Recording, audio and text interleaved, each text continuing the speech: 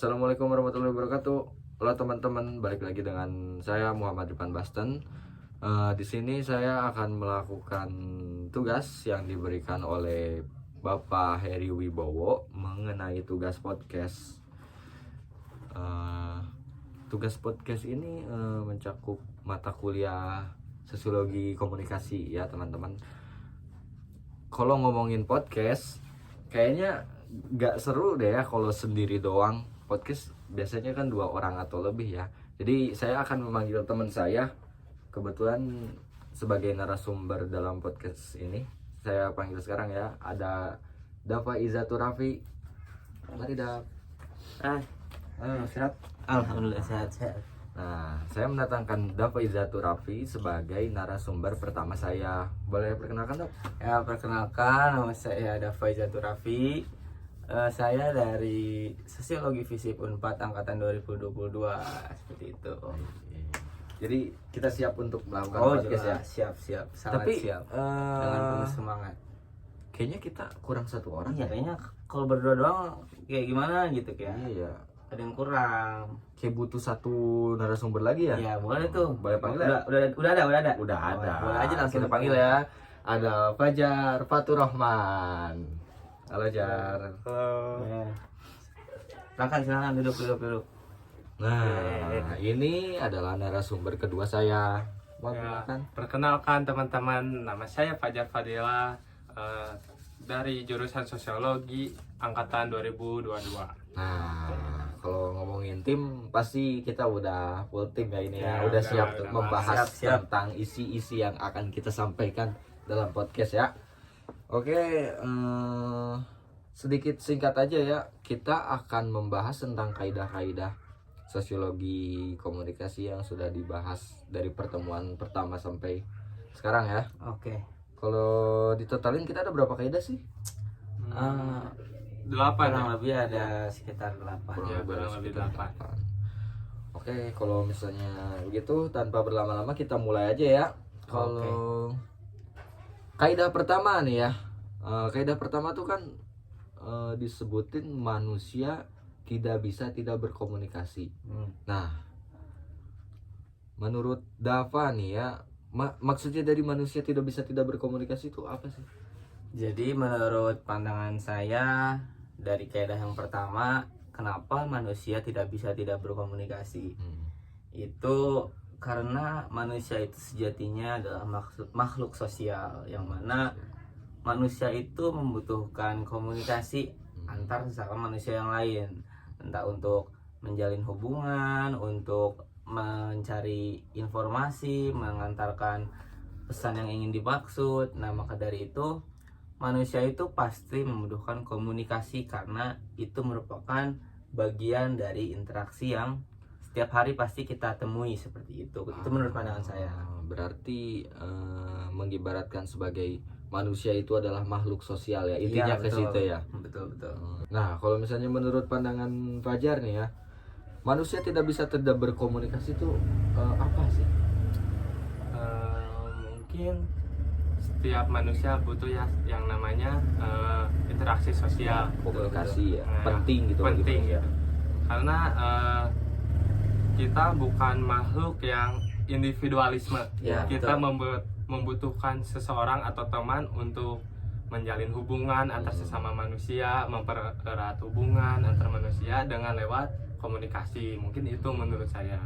Mungkin jadi mungkin kehidupan kita akan terasa hampa apabila tidak ada komunikasi, betul kan? Betul. Iya, sama dilandasi makhluk sosial juga kan. Iya. Mana mungkin kan makhluk sosial Tidak hidup berkomunikasi. hidup sendiri tanpa berkomunikasi, nggak mungkin kan? Betul. Gak mungkin banget. Oke, sekarang kita lanjut ke kaidah yang kedua aja ya. Ya, boleh. Kalau menurut Dava nih ya, kita mulai dari Dava lagi aja nggak apa-apa ya. Iya, gak apa-apa. Kalau menurut Dava nih, komunikasi merupakan aktivitas dominan bagi manusia. Nah, maksud dari dominan itu apa sih, Dav? Oke, jadi komunikasi itu merupakan aktivitas yang dominan. Kenapa dikatakan dominan? Karena ya memang dari kita bangun sampai tidur lagi berkomunikasi itu menjadi hal yang selalu berada di sekeliling kita, mulai dari kita bangun, mungkin kita dibangunin oleh orang tua. Cara orang tua membangunkan kita itu termasuk ke dalam komunikasi. Kemudian ketika kita berangkat ke kampus, bertegur sapa dengan teman, dan itu juga merupakan bagian dari komunikasi. Ketika kelas sedang berlangsung, dosen menyampaikan materi kepada mahasiswa, itu juga merupakan bagian dari komunikasi. Jadi ya. 24 jam dalam sehari kita itu pasti kita melakukan komunikasi. Makanya dalam kaidah yang kedua disebutkan bahwa komunikasi itu merupakan aktivitas dominan yang dilakukan, seperti itu. Itu menurut saya. Oke. Berarti tidak menutup kemungkinan bahwa kita setiap hari 1 kali 24 jam itu pasti kita berhubungan dengan yang namanya komunikasi ya. Pasti. Dari mulai kita bangun tidur, mau entah kita di mana sampai kita tidur lagi, kita pasti melakukan apa yang dinamakan dengan komunikasi. Ya, betul. Menurut Fajar gimana tuh kaidah yang kedua? Oke, mungkin yang saya setuju apa yang Dava bilang bahwa komunikasi merupakan aktivitas dominan bagi manusia. Ya, yang seperti Dava bilang bahwa sehari-hari komunikasi itu sangat dibutuhkan bagi manusia.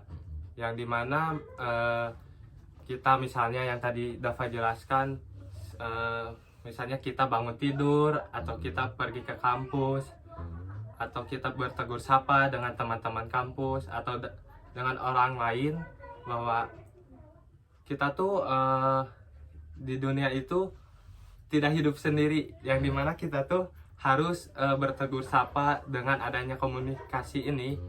Jadi dengan adanya komunikasi ini tuh saling terjalin komunikasi satu antara dengan yang lainnya. Iya, betul.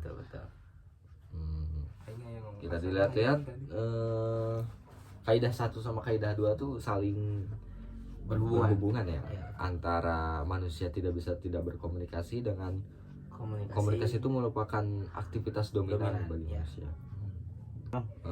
Nah, lanjut yang ketiga nih.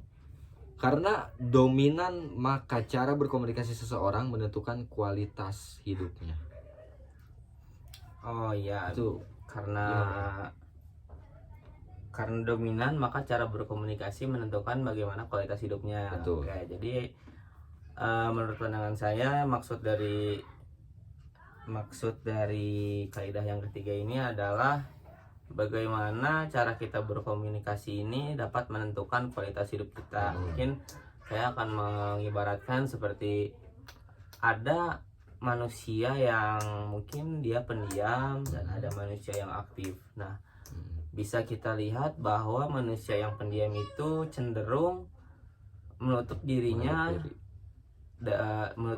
kepada dunia luar, seperti mungkin enggan untuk berkomunikasi, lebih senang untuk menyendiri seperti itu. Dan sedangkan untuk manusia yang aktif, dia senang untuk berinteraksi, dia senang untuk menjalin hubungan dengan sesama. Maka dari itu dia mendapatkan relasi yang banyak dan itu akan sangat berguna untuk kehidupan dia ke depannya, seperti itu. Jadi itu bisa menggambarkan kaidah ketiga dari sosiologi komunikasi ini, di mana cara seseorang berkomunikasi itu dapat menentukan kualitas hidupnya, seperti itu. cara berkomunikasi seseorang menentukan kualitas hidupnya ya. Tapi apakah memang begitu ya? Maksudnya dari cara berkomunikasi seseorang itu sangat berpengaruh penting gitu terhadap kualitas hidupnya. Oh iya, jelas. Saya ngambil contoh seperti ini. Saya merupakan seorang yang pendiam, Fajar seorang yang aktif. Misalnya kamu ini seorang yang Aktif dan pendiam. aktif, enggak, kamu Sesuai seorang sesuai. yang misalnya mempunyai relasi yang banyak, seperti itu. Jadi saya misalkan pendiam, saya menutup diri. Nah, jadi Fajar berteman dengan Basten. Kalian berkomunikasi. Nah, si Fajar ini dengan berteman sama Basten bisa ikut terbawa oleh relasi-relasi yang Basten punya, sehingga Fajar juga bisa Menambah mendapatkan wawasan lebih. seperti itu. Jadi Fajar bisa jadi selangkah lebih maju daripada saya, seperti itu mungkin contohnya. Berarti sangat Sangat ya bisa dibilang cukup menentukan. sangat berpengaruh, sangat berpengaruh ya. Iya. Jadi mungkin sebisa mungkin orang-orang jangan banyak menutup diri lah ya. Iya. Berinteraksi, Banyak bergaul. bergaul, banyakin relasi. Insya Allah dari banyaknya relasi itu rezeki kan kita nggak tahu ya. Bisa datang dari mana Bisa saja. datang dari mana aja. Betul. Oke, untuk mempersingkat waktu ya, kita lanjut ke kaidah yang keempat. Di sini disebutin ya, komunikasi lahir dari tingkat frame of thinking and frame of value. Nah, ini kaidah keempat nih jujur aja kayak kurang paham gitu saya. Oh iya. Untuk Bang Dapa sendiri gimana? Mungkin dari apa tadi, frame of thinking dan frame of dan value. frame of value. Nah, jadi di sini tuh menjelaskan bahwa pola pikir apresiatif itu bisa menentukan cara kita berkomunikasi. Seperti manusia itu punya kemampuan untuk membangun sendiri pola pikirnya. Nah, jadi melalui penghayatan frame of thinking tersebut, kita akan mampu melakukan empowering. Empowering itu kita mampu menjadi pemberdaya lah, membantu orang lain untuk bisa berkomunikasi juga dengan baik, seperti itu. Nah, jadi setiap orang itu dianugerahi dengan multiple intelligence, seperti itu. Mungkin boleh lanjut aja ke yang kelima ya. Oke, untuk yang kelima mungkin sekarang agak digeser ya. Aku nanyanya ke Bang Fajar nih ya. Bang Fajar, kalau kita ngomongin kaidah yang kelima nih ya, disebutin dampak dari komunikasi kita tuh ada dua, yaitu empowering dan disempowering. Nah, boleh dijelasin gak sih? Mungkin empowering itu artinya memberdaya ya. Memberdayakan Seperti yang orang disebutin lain. Bang Dapat tadi, empowering adalah memberdaya. Nah, Dan disempowering itu Disempowering adalah lawan kata dari empowering, yaitu mungkin bisa menjerumuskan, komunikasi juga bisa menjerumuskan kepada sesuatu yang tidak baik, seperti itu. banyak tuh kalau Iya. misalnya disebutin kasusnya kayak gitu. Kalau kita salah dalam berkomunikasi gitu kan bisa membawa, ada juga sisi negatif dari berkomunikasi, seperti itu. Jadi komunikasi itu bisa jadi empowering dan bisa jadi disempowering. Nah, menurut Fajar seperti apa tuh? Nah, mungkin menurut saya ya, dari dampak komunikasi empowering dan Disempowering. disempowering. Mungkin dari yang empowering dulu ya. Mungkin dari empowering tuh misalnya kita berkomunikasi dengan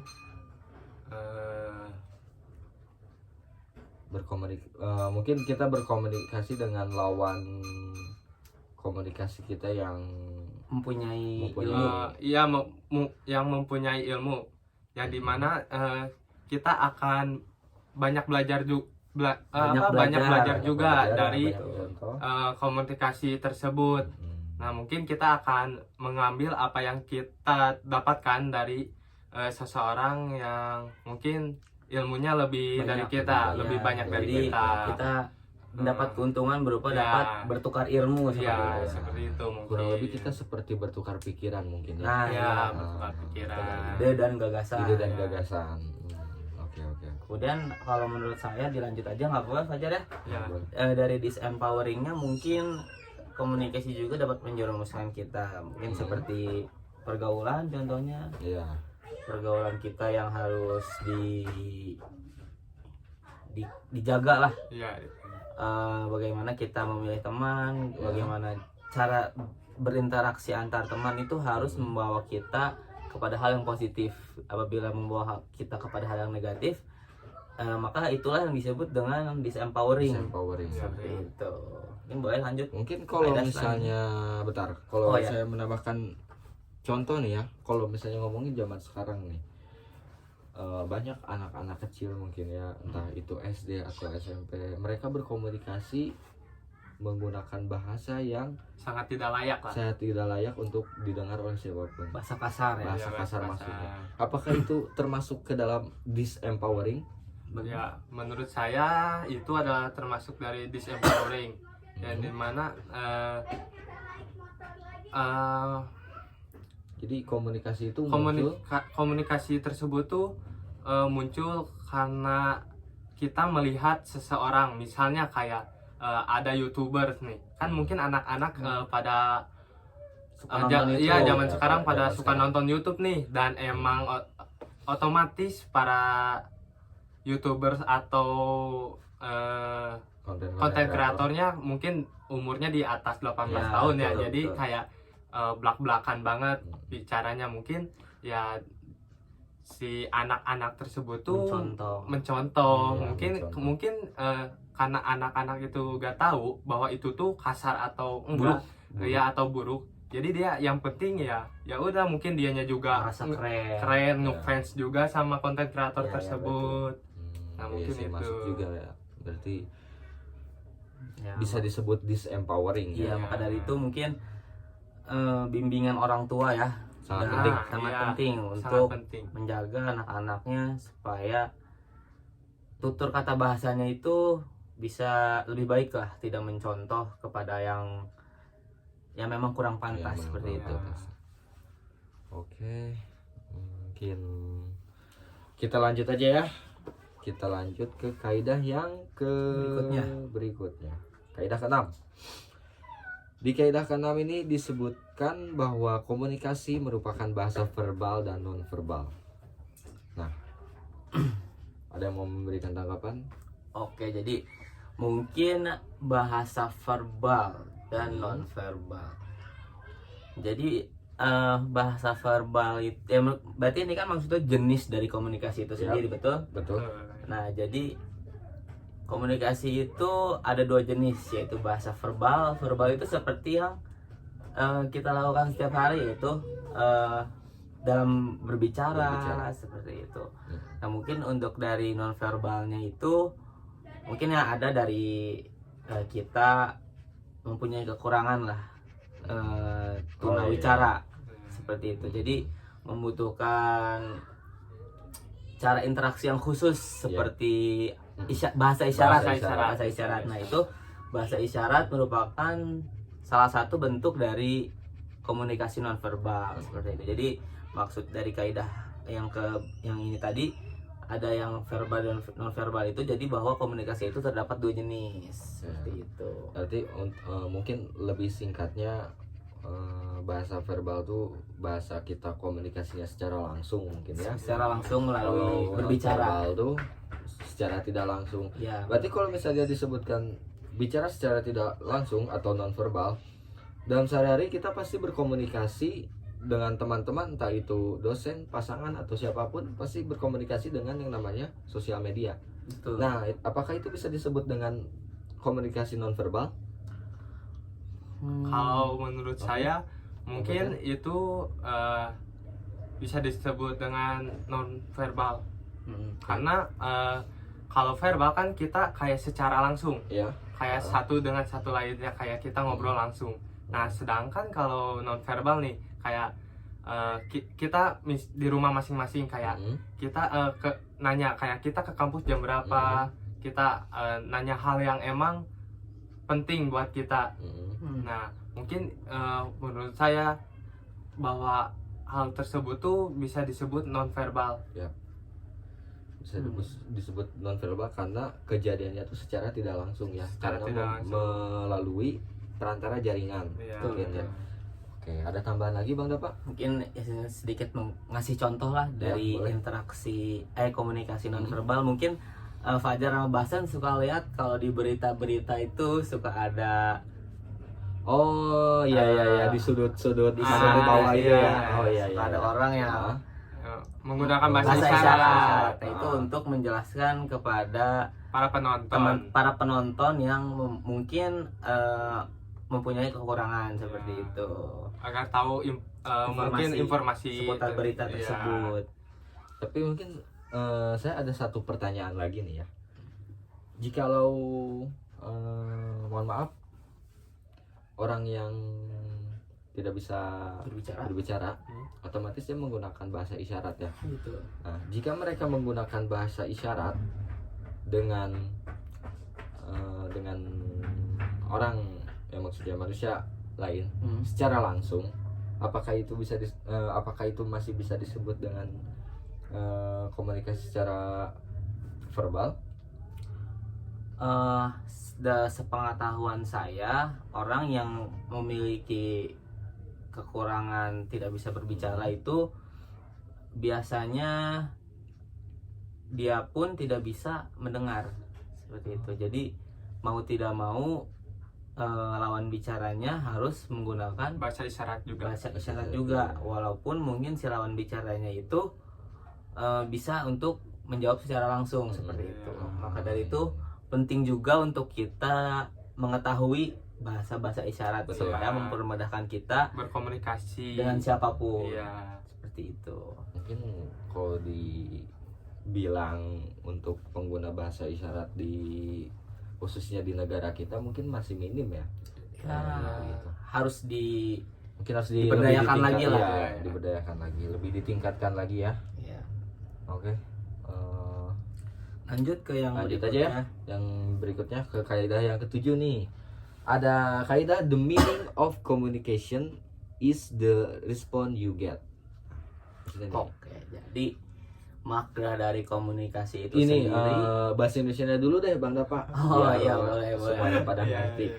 Jadi the meaning of the communication is the response you get. Jadi maksudnya adalah, maksud dari komunikasi itu sendiri adalah bagaimana kita mendapatkan respon dari lawan komunikasi kita, Lawan bicara seperti kita. itu. Jadi tujuan kita berkomunikasi yaitu mendapatkan respon Yap, dari betul. lawan komunikasi kita, seperti itu.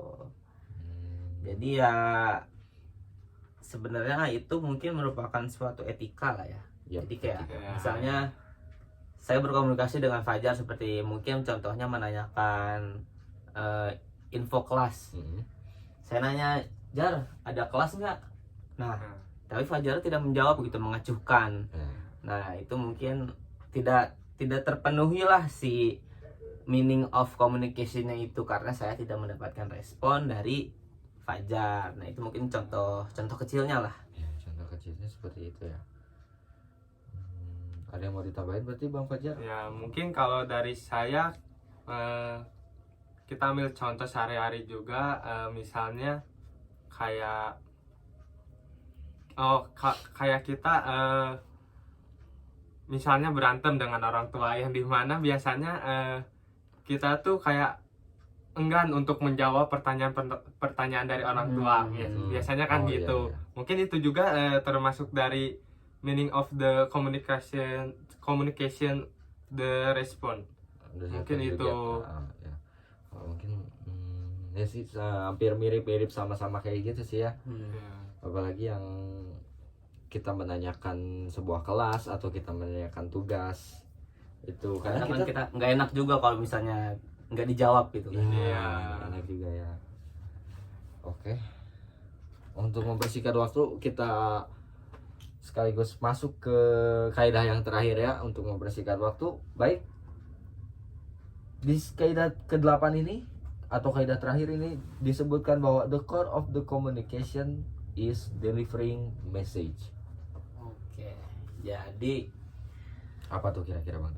inti dari sebuah komunikasi adalah bagaimana kita menyampaikan pesan yang ingin kita sampaikan kepada orang lain. Seperti itu. Jadi inti dari seluruh komunikasi yaitu kita itu menyampaikan apa yang ingin kita sampaikan, seperti itu. Jadi misalnya saya ingin minjam uang nih misalnya. Iya, iya. Halo ya. Ya, tapi kan kalau minjem uang ya masa langsung pinjam 100 kan enggak. Iya. Ada basa-basi dulu. Basa-basi dulu zaman sekarang tuh. Kan basa-basi ya intinya, duh bro, akhir bulan nih lagi nggak ada uang, boleh pinjam dulu nggak? Itu intinya kan. Iya. Nah, jadi sebenarnya terlepas dari basa-basi yang panjang yang berbelit-belit ya, Ada intinya maksud. ada Intinya, maksud, iya, ada ada maksud maksud. yang ingin Dan disampaikan. intinya tuh itu ke situ. Iya, iya, meminjam iya, uang iya. seperti itu. Jadi inti dari yang ingin kita sampaikan itu emang harus tersampaikan, Ya. baru si kaidah itu tuh terpenuhi seperti itu. The core of communication is delivering message. Atau mungkin ini seperti kita mungkin dalam perkuliahan, dosen menyampaikan materi. Ya dosen. Mahasiswanya. Mungkin dosen menyampaikan materi tapi kita mahasiswanya kayak apa yang disampaikan dosen tuh kita tidak tahu mungkin ya. Nah, ya Mungkin makanya. orang lain, kalau orang lain mungkin kayak nerap-nerap aja. Mungkin kan beda-beda ya orang cara belajarnya gimana. Mungkin kalau saya mungkin punya tersendiri kayak belajarnya. Nah, jadi mungkin si dosennya tuh tujuan dosen mengajar itu yaitu untuk menyampaikan materi. Iya. Nah, jadi inti dari dosen Mengajar, datang ke kelas itu untuk menyampaikan sebuah menyampaikan sebuah materi. materi. Seperti Dan itu. materi itu bisa disebut, dan materi itu dibungkus atau dibalut dengan komunikasi antara Iya. dosen dan mahasiswa. Harus ada ya Oh. bridging Iya, iya, untuk iya, dari iya. materi ini ke materi berikutnya seperti itu. Agar tidak monoton lah. Nah, seperti itu. Nah, kemudian nih lanjut. Tadi kan kita udah ngebahas tentang kaidah-kaidahnya. Yap. Berikutnya ada prinsip dasar pemberdayaan. Oke. Nah, jadi kita dalam kalau kita ingin memberdayakan seseorang, kita itu harus memegang kepada tiga sumbu. Ya. Nah, mungkin bisa disebutkan nih Bastian ada apa aja. Oke, mungkin untuk 3 sumbu yang pertama itu kita tuh ada relasi pertolongan RP atau pemberdayaan merupakan helping activist. Oke, jadi relasi pertolongan atau pemberdayaan merupakan helping activist. Ya, betul. Activities. Nah, Ya, jadi si pemberdayaan itu activities. termasuk ke dalam aktivitas membantu orang lain. Oke. Jadi kan dari nama juga memberdaya kan. Iya, Nah, memberdaya itu pasti melibatkan orang lain. ya. Nah, jadi kita si pemberdaya itu mempunyai maksud untuk menolong orang lain, helping activity seperti itu. Menolong dan memberdayakan orang lain. Iya kan. Nah, kemudian untuk yang kedua nih ada apa? Yang Yang Boleh? kedua ada pola komunikasi. Mungkin Bisa disebutkan Fajar ada apa aja pola komunikasinya? mungkin yang pertama itu ada dignity, yaitu yang menghormati martabat dan harga diri individu. Nah, dan yang kedua ada variation, yaitu mempertimbangkan keragaman individu. Dan yang ketiga ada client center focus, yang berfokus pada klien. Nah, dan yang terakhir itu ada secret of privacy, atau menjaga kerahasiaan klien. Oh iya, yang terakhir itu kita emang sebagai pemberdaya itu harus menjaga Menjaga kerahasiaan karena memang dalam aktivitas memberdayakan itu ada sesi di mana pasien itu akan menceritakan tentang kehidupan mereka gitu supaya kita mengetahui, kita sebagai pemberdaya mengetahui tentang kehidupan pasien kita. Nah, maka dari itu kita dalam sebagai pemberdaya itu harus bisa menjaga privasi dari pasien kita. Gitu. Oke, kemudian ada yang ketiga nih. Nah, yang ketiga itu ada keterlibatan pemecahan masalah, strengthening communication, client strength, learning opportunities. Nah, jadi maksudnya itu ada memperkuat partisipasi klien dalam setiap aspek pemecahan masalah. Nah, kemudian ada client strength yaitu menghargai hak klien. Kemudian ada merangkai tantangan sebagai kesempatan belajar. Dan yang terakhir ada participation in recession, melibatkan klien dalam pembuatan keputusan dan evaluasi. Nah, jadi mungkin itu adalah prinsip-prinsip dasar dalam pemberdayaan masyarakat seperti itu. Nah, kemudian lanjut nih, dalam sosiologi komunikasi itu juga ada istilah yang namanya appreciative frame of thinking. Mungkin dari Fajar nih bisa ngejelasin apa sih itu pola pikir apresiatif tuh? Mungkin dari pola pikir apresiatif tuh ya yang dimana manusia punya kemampuan untuk membangun sendiri pola pikirnya. Nah, punya kontrol atas diri kita sendiri untuk membangun bagaimana pola pikir kita terbentuk seperti itu. Nah, kemudian melalui penghayatan nafwat ini seperti yang tadi sudah saya katakan di awal, kita akan mampu melakukan empowering. Jadi kita dapat memberdayakan orang lain seperti itu. Nah, mungkin boleh dibacain nih, ada kerangka pikir apresiatif. Ada 4 kerangka pikir apresiatif, mungkin bisa dibantu dijelaskan Bastian atau Fajar. Oke, mungkin saya akan menjelaskan 1 atau 2 dari 4 kerangka pikir apresiatif ya. Dari yang pertama mungkin disebutkan bahwa setiap peristiwa yang mengandung hikmah yang dapat dibawa pada pembelajaran positif. Oke, mungkin maksud dari setiap peristiwa atau setiap kejadian yang mengandung hikmah atau mengandung pembelajaran yang positif. Nah, kita dapat mencontoh atau mengambil atau membawa dari peristiwa tersebut. Oh, jadi bisa dijadikan sebagai pelajaran untuk kita ya, betul. Seperti yang tadi di awal dikatakan dapat membentuk pola pikir kita sendiri ya, seperti itu. Betul. Oke, mungkin lanjut untuk yang kedua ya. Yang kedua di sini disebutkan bahwa lebih baik fokus menguatkan kelebihan daripada menambah kekurangan.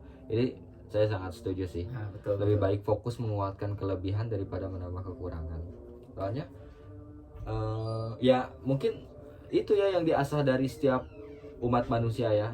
Mereka setidaknya pasti mengasah apa yang Mereka menjadi ahli. fokus Keahlian. kekuatan atau kelebihan mereka, Ya, keahlian mereka Jadi, ketimbang kelemahan mereka. jadi daripada kita melakukan hal-hal negatif yang tidak penting, menambah kekurangan, lebih baik kita melakukan hal-hal positif Betul. untuk memperkuat kelebihan yang kita punya. Ya, Seperti itu ya. Betul.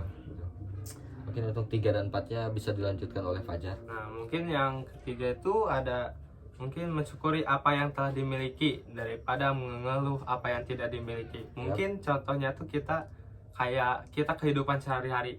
Terkadang kita tidak merasa puas dengan apa yang kita miliki. Masih merasa kurang. Iya, selalu merasa kurang. Misalnya kayak si A. Mungkin si A karena ekonominya Tinggi. lebih dari kita mungkin. Karena ya udah dia bisa mendapatkan kayak achievement tersebut, kayak suatu pencapaian tersebut Dengan mudah. Iya, dengan mudah. Nah, dan mungkin yang Kita melihatnya kayak kurang bersyukur. Iya, kurang bersyukur karena kita mungkin di bawah posisi kita dia, di bawah mereka. ya, jadi merasa kayak kayaknya harusnya kita bisa seperti dia, tapi kita harus lihat kondisi. Misalnya kayak ya udah kita syukuri apa yang kita miliki sekarang. Betul. Ya, masih banyak ya di luaran sana orang-orang yang tidak seberuntung kita. Iya. Karena memang harus memperbanyak rasa syukur lah, seperti itu. Down to earth ya. Yes, of course. Oke, lanjut yang keempat. Mungkin ini menjadi sesi penutup podcast kita di hari ini mungkin ya. Oke, kita lanjutkan Fajar. Oke, mungkin yang terakhir ya. Nih, memulai segala perencanaan dan aktivitas tanpa harus menunggu kondisi sempurna. Jadi Gini, misalnya kita punya niat untuk melakukan sesuatu. Iya. Nah, ketika kita mempunyai niat awal itu, sebaiknya kita langsung kerjakan saja.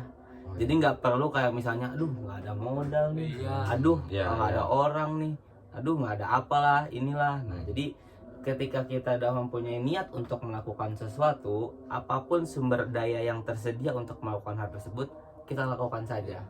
Jadi nggak perlu untuk kita nunggu semuanya harus ada dulu. Iya.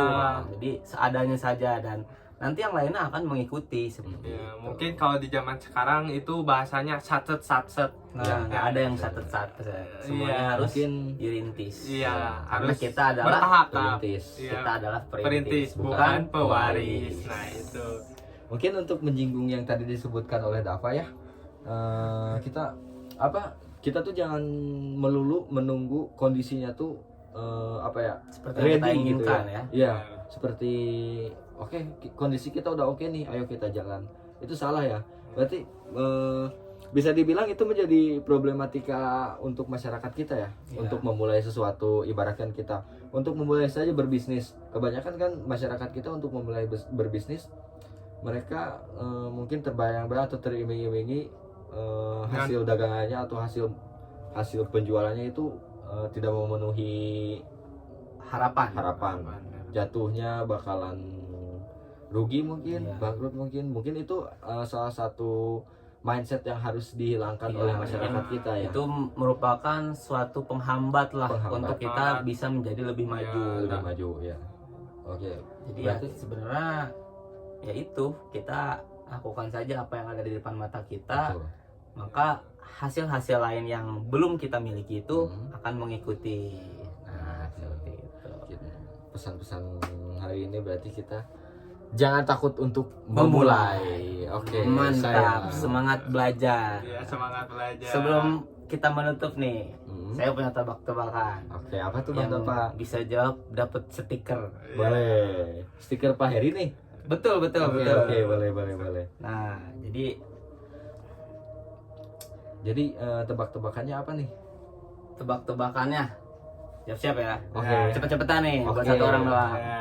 Oke. Sos apa yang si? Sosiologi Komunikasi. Komunikasi. Stiker buat Yeay. puas. Oke. Mantap. Untuk mengakhiri podcast hari ini saya Muhammad Rifan Basten. Saya Dava Izatur Raffi. Saya Fajar Fadilah. Mungkin cukup sekian podcast dari kami. Mohon maaf jika ada kurangnya. Wassalamualaikum warahmatullahi wabarakatuh.